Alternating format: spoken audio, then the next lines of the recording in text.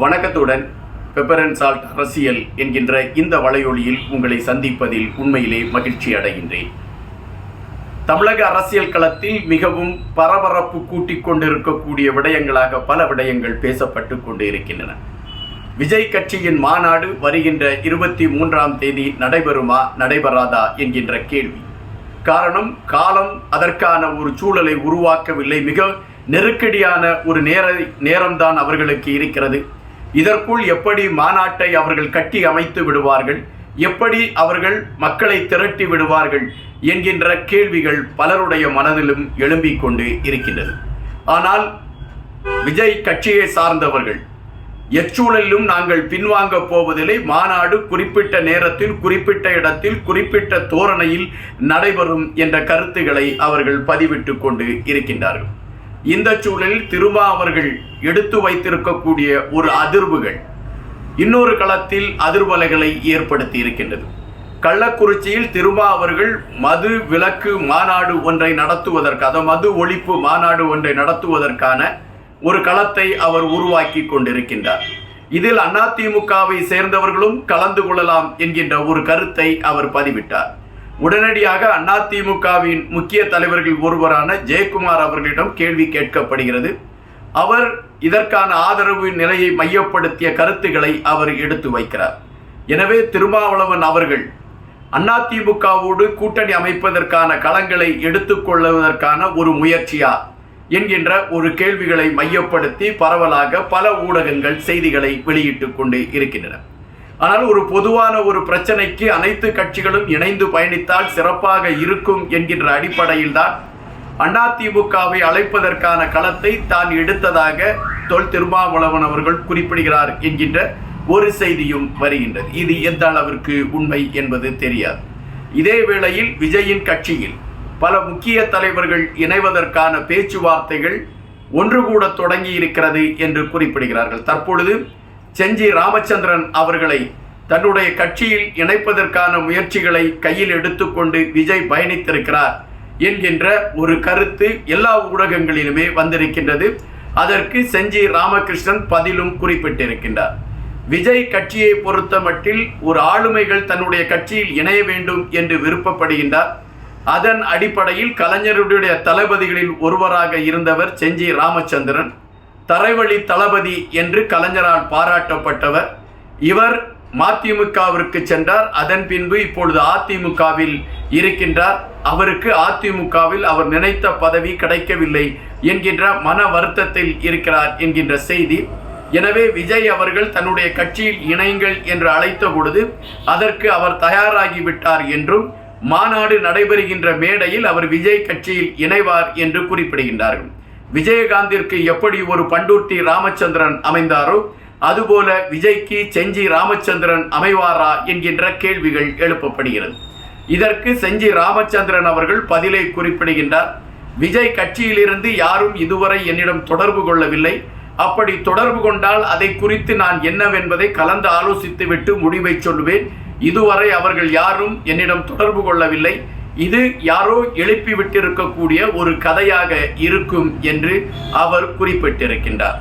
இன்னும் பல கட்சியை சார்ந்தவர்கள், அதாவது காங்கிரஸ் பேரியக்கத்தை சார்ந்தவர்கள் போன்ற பல கட்சிகளை சார்ந்தவர்கள் விஜய் கட்சியில் இணைவதற்கான களங்களை எடுத்துக்கொண்டு அதற்கான முனைப்புகளோடு அவர்கள் பயணிக்க தொடங்கி கொண்டு இருக்கிறார்கள் என்கின்ற செய்தியும், மாநாட்டு மேடையில் அவர்கள் இணைவதற்கான ஒரு களம் எட்டும் என்கின்ற கருத்தும் பரவலாகவே அனைத்து ஊடகங்களிலும் பேசுபடும் பொருளாக மாறிக்கொண்டு இருக்கிறது.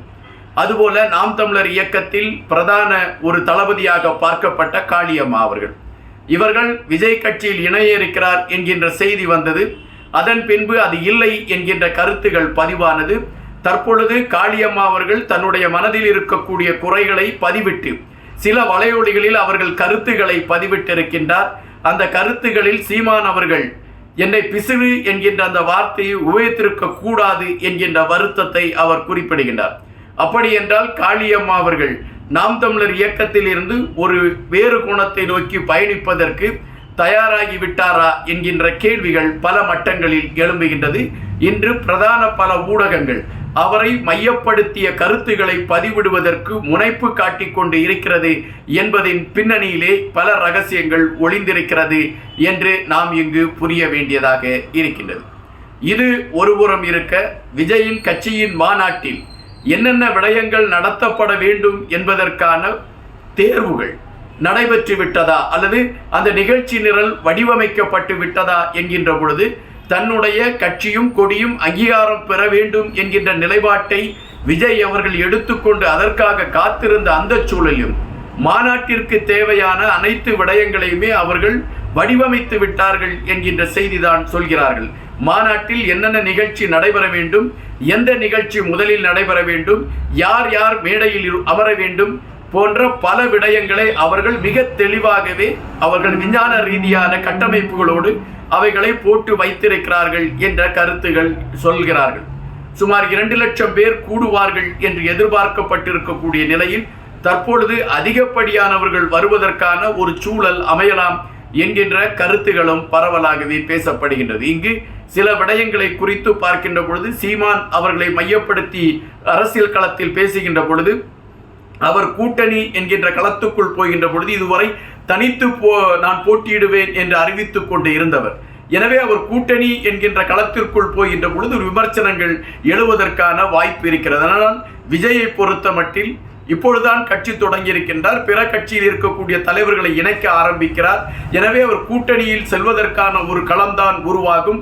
அவருடைய மாநாட்டில் ராகுல் காந்தி போன்றவர்கள் கலந்து கொள்வதற்கான ஒரு விடயங்கள் எடுத்து வைக்கப்பட்டு கொண்டு இருக்கிறது என்கின்ற செய்திகள் எல்லாம் வருகின்ற பொழுது கூட்டணியை மையப்படுத்திய ஒரு நகர்வை எடுத்துக்கொண்டுதான் விஜய் பயணிக்க ஆரம்பித்திருக்கிறார் என்கின்ற விடயம் உறுதிப்படுத்தப்படுகின்றது. எனவே பெரும் நெருக்கடி நாம் தமிழர் இயக்கத்திற்கு ஏற்படுவதற்கான வாய்ப்புகள் இருக்கிறது என்றும் ஒரு பக்கத்தில் சொல்கின்றார்கள். அதே வேளையில் இன்னொரு பரபரப்பு செய்தி விஜயை மையப்படுத்தி வெளிவந்து கொண்டிருக்கின்றது. ஒரு மனநலம் பாதிக்கப்பட்ட ஒரு சிறுவன், அந்த சிறுவன் விஜய் அவர்களுடைய தீவிர ரசிகர் என்று குறிப்பிடுகிறார்கள்.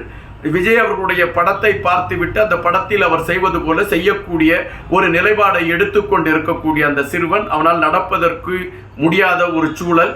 இந்த நேரத்தில் கோட் திரைப்படத்தின் படப்பிடிப்பில் விஜய் அவர்களை சந்தித்த பொழுது அந்த சிறுவனை விஜய் அவர்கள் கட்டி அணைத்து அவனுக்கு ஒரு இன்ப அதிர்ச்சியை கொடுத்திருக்கிறார். விஜய் கட்டி அணைத்த அந்த இன்ப அதிர்ச்சி அந்த சிறுவனுடைய மூளையில் ஏற்பட்டிருக்கக்கூடிய பல மாற்றங்களை உருவாக்கி இருக்கிறது.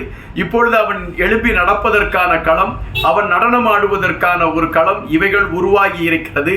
எனவே விஜய் அவர்களுடைய அந்த கட்டி அணைப்பு என்கின்ற அந்த ஒரு வைத்தியம் ஒரு பெரிய ஒரு வெற்றியை கொடுத்திருக்கிறது என்கின்ற செய்திகளை அதன் தாயும் தந்தையாரும் விஜய் அவர்களுடைய வீட்டின் முன்பு இன்று நின்று கொண்டு சொல்லக்கூடிய ஒரு பரபரப்பு செய்தியும் உலா வந்து கொண்டு இருக்கின்றன.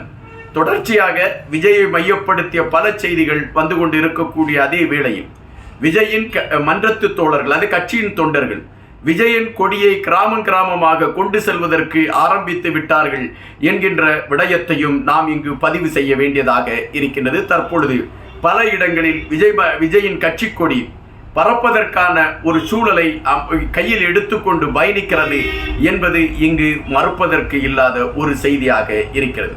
விஜயின் கட்சி வளர்ச்சி பாதையை நோக்கி செல்லுமா அல்லது பல கட்சிகளைப் போல இந்த கட்சியும் தோன்றியது பின் அந்த கட்சி தேர்தலில் நின்றது என்கின்ற நிலைப்பாட்டில் செல்லுமா என்கின்ற கேள்விகள் எழும்பிக் கொண்டிருக்கக்கூடிய வேளையில் விஜயின் அரசியல் களம் வெற்றி இலக்கை நோக்கித்தான் செல்லும் என்கின்றதை ஆணித்தரமாக பதிவிடுகிறார்கள் விஜயின் கட்சியின் தொண்டர்கள். காத்திருப்போம். இன்னும் பல செய்திகளோடு உங்களை சந்திக்கின்றேன். நன்றியுடன் இன்பா.